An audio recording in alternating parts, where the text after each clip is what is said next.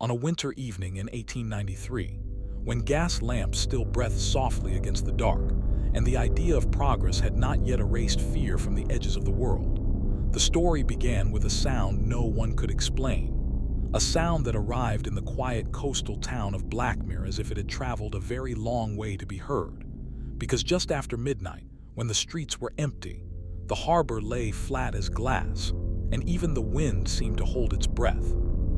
Every clock in Blackmere stopped at the exact same second, and although no one witnessed it together, the silence that followed was so complete and unnatural that later generations would swear the town itself had paused to listen.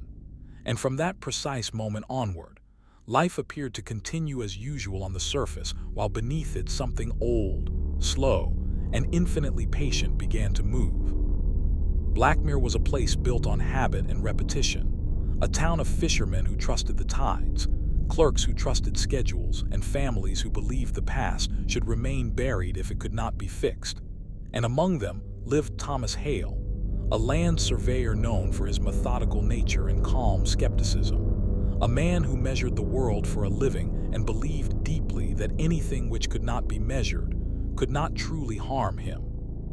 And so when the town council quietly assigned him to document the boundaries of an abandoned estate known as Alderwood House, he accepted without hesitation, unaware that Alderwood had remained sealed for nearly 40 years, not because it was structurally unsafe or legally disputed,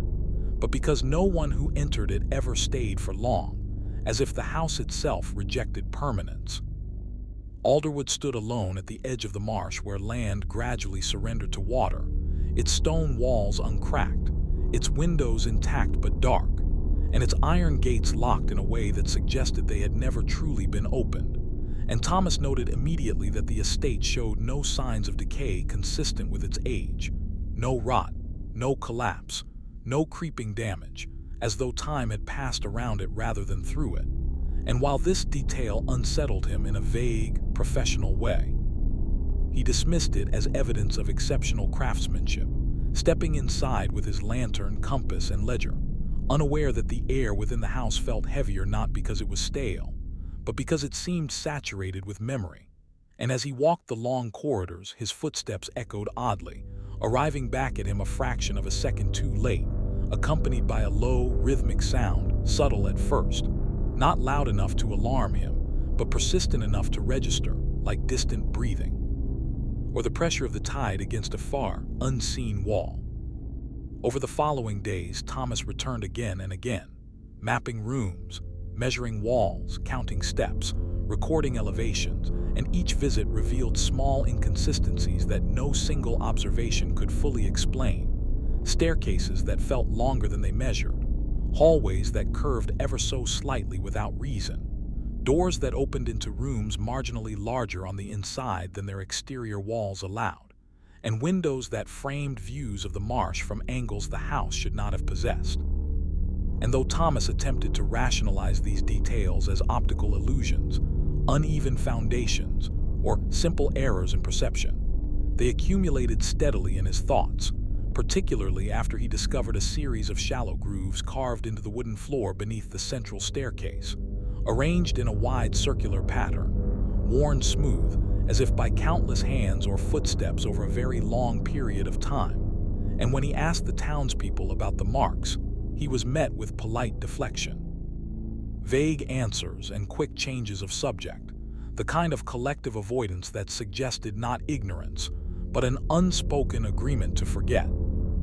Gradually, through overheard conversations and half-finished sentences, Thomas learned fragments of an older story, that Alderwood had once belonged to a reclusive family who believed the land itself was alive, that they were not eccentric in the theatrical sense, but quietly obsessive, conducting nightly observations not of the sky or sea, but of the ground beneath their feet, pressing ears to the floor,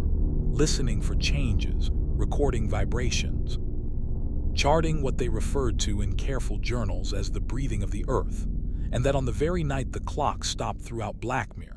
the entire family vanished without signs of struggle, leaving behind meals half prepared, lamps still burning, and chairs pulled back from the table, as if they had simply stepped out of the moment and failed to return. Thomas dismissed these accounts as folklore shaped by time and fear, until the sound he had noticed grew clearer, resolving into a slow, deliberate rhythm that matched neither wind nor water, and he realized with growing unease that it aligned precisely with the pattern of the carved marks beneath the staircase,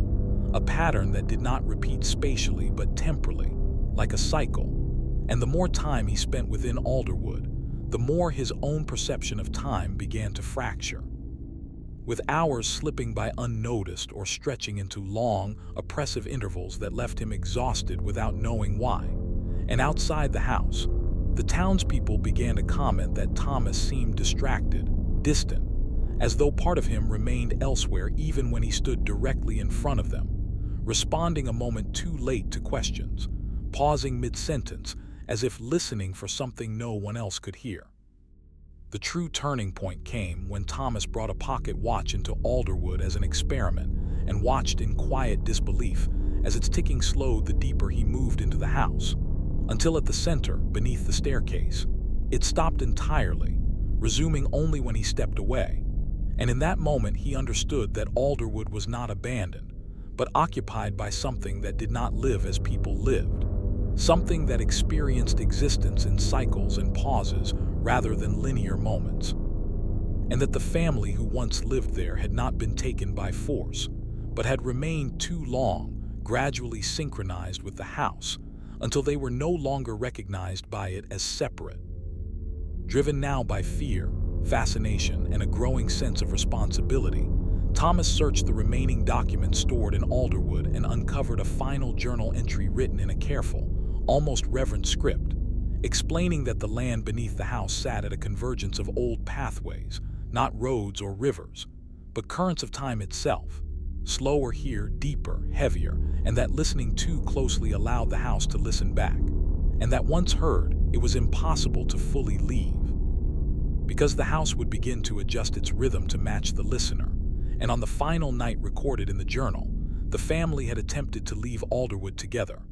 only to realize that the house no longer acknowledged them as moving forward, but as part of its internal cycle. And when Thomas finished reading these words, the sound beneath the floor reached its loudest point yet,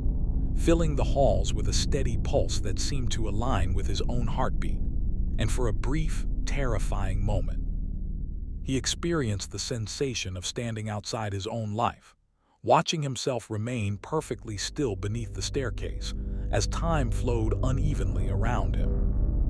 What ultimately saved Thomas was not bravery or understanding,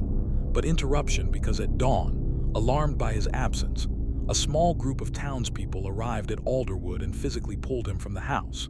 And as they did so, he resisted weakly, not because he wished to stay, but because time inside Alderwood had taught him hesitation, had stretched every decision into something heavy and slow. And once he was dragged beyond the iron gates, the sound ceased instantly, the house falling into a deep, expectant silence, as if disappointed, and Alderwood was sealed once more. Thomas left Blackmere soon after and lived out the remainder of his life elsewhere, refusing to own a watch, avoiding places where sound carried too clearly, sleeping with windows closed even in summer, and never speaking publicly of what he had learned. Yet long after his death,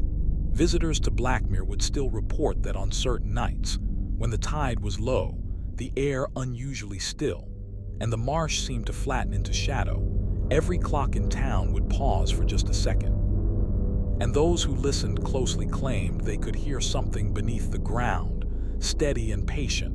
not awakening, not moving closer, simply continuing, as if waiting for someone new to measure it, unaware that measurement itself had always been the invitation.